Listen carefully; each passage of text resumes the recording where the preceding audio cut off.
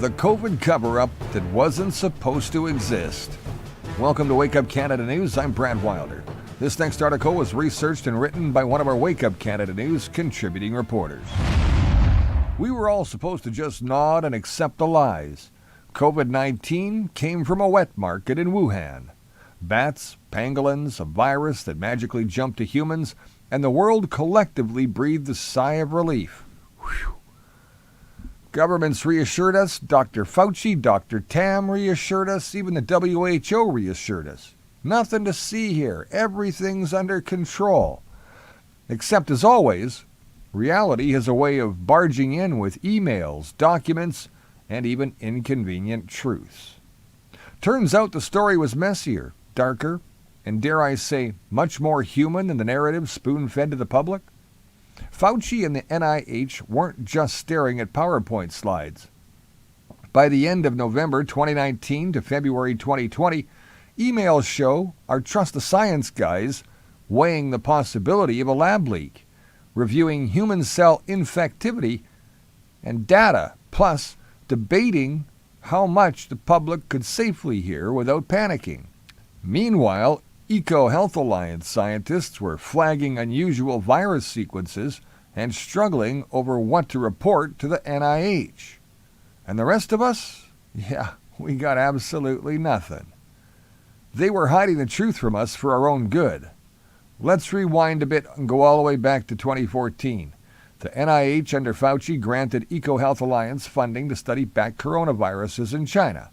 Publicly, this was a virus surveillance to protect humanity. All right? Privately, though, it meant gain-of-function research by collecting live viruses, manipulating them to see how they could infect human cells, and hopefully reporting the data properly. Later, FOIA released emails suggest some of it didn't make it through reporting channels intact.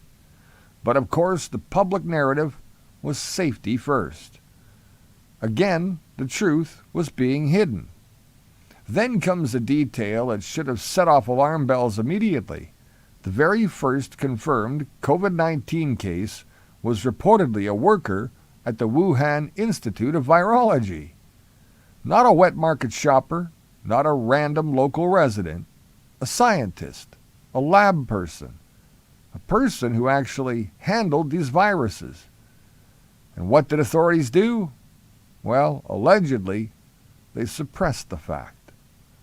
The first patient's story disappeared, leaving only the comfortable story about the wet market and nature.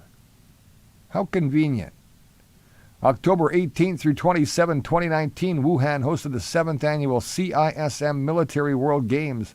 Thousands of athletes from around the globe competed. Reports later surfaced that many became sick with flu-like symptoms during or immediately after the games. Some even quarantined while returning home. Publicly, everyone shrugged. Privately, some governments quietly tracked the odd outbreak. No press conferences, no headlines, just another curious coincidence.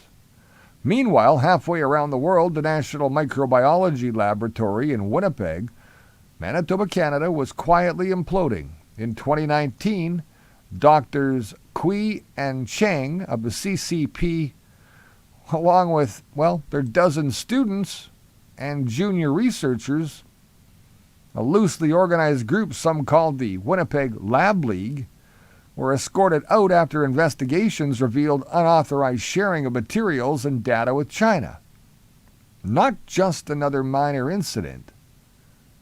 Students were actively shipping pathogens, running high-containment experiments, and handling sensitive research. Emails and internal reports suggest they were integral, not incidental, to the operations. Official statements insisted this had nothing to do with COVID-19, but consider the optics. High containment, pathogens, unauthorized transfers, students acting as key operators in cutting-edge experiments. Oversight clearly failed, didn't it? Yeah. And while the media largely moved on, the story quietly hinted at what happens when international collaborations and sensitive research collide.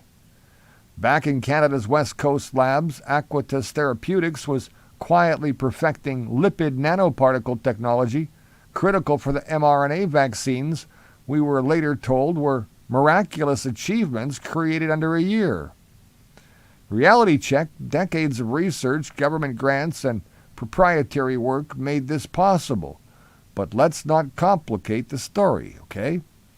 Now, to the public, it was instant genius. Behind the scenes, it was meticulous scientific infrastructure quietly humming along for years. Now, fast forward to early 2021. The WHO sends a team to Wuhan to investigate the virus's origins. Among them, Peter Daszak, president of EcoHealth Alliance. Yes, that's the very organization that funded the research at the Wuhan lab, now investigating itself. Critics immediately noted the glaring conflict of interest. Unsurprisingly, the WHO report deemed a lab leak extremely unlikely. EcoHealth's own work found nothing to see here again. How convenient all over again. Looking back at the timeline, the pattern is unmistakable. Public story, neat, comforting, digestible. Reality, Fauci's emails debating lab leaks, EcoHealth's incomplete reporting, the Winnipeg lab scandal, students fully involved in handling shipping and experimenting with dangerous pathogens, lipid nanoparticles quietly perfected over decades, the first known patient working in the Wuhan lab with the case allegedly suppressed, and a coincidental outbreak at an international military event. Consider the Winnipeg Lab League for a moment. Students were not just observers. They were the active participants. They received live virus samples, performed experiments, and were even part of sensitive international transfers. Internal documents show that junior scientists were sending strains abroad without proper authorization.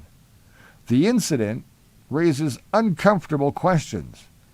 When the students are this integrated into high-stakes, high-risk research, how much responsibility falls on lead scientists and how much falls through the cracks of oversight?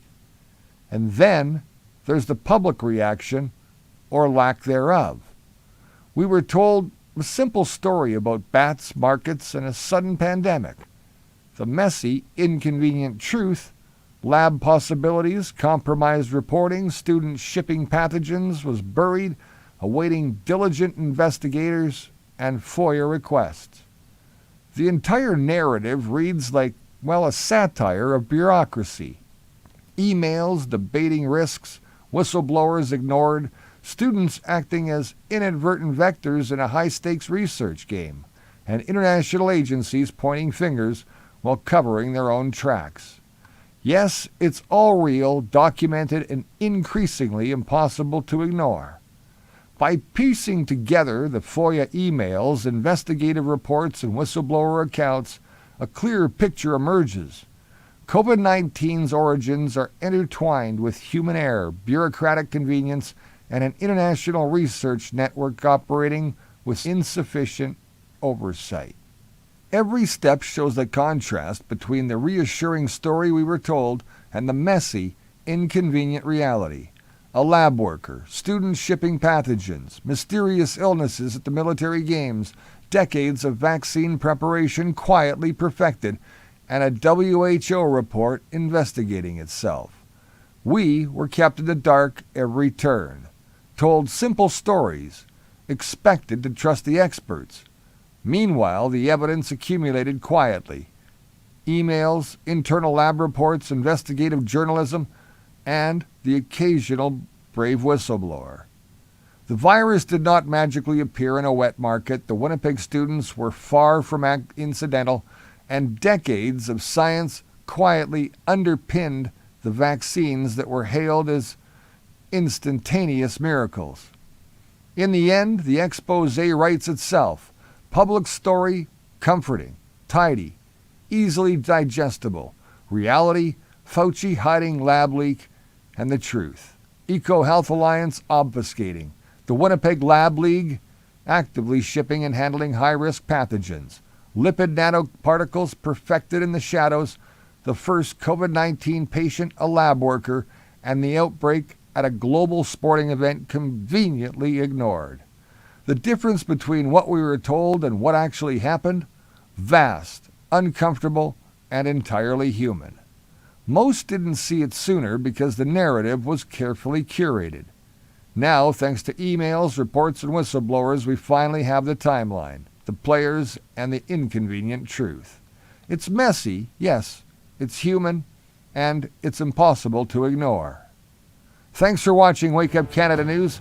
Please like, share, and follow us on any of your favorite socials, including Facebook, YouTube, Rumble, BitChute, and our website at wakeupcanadanews.com. Till next time, remember you're the voice, and it's time to make it count. I'm Brad Wilder. I'll see you again soon.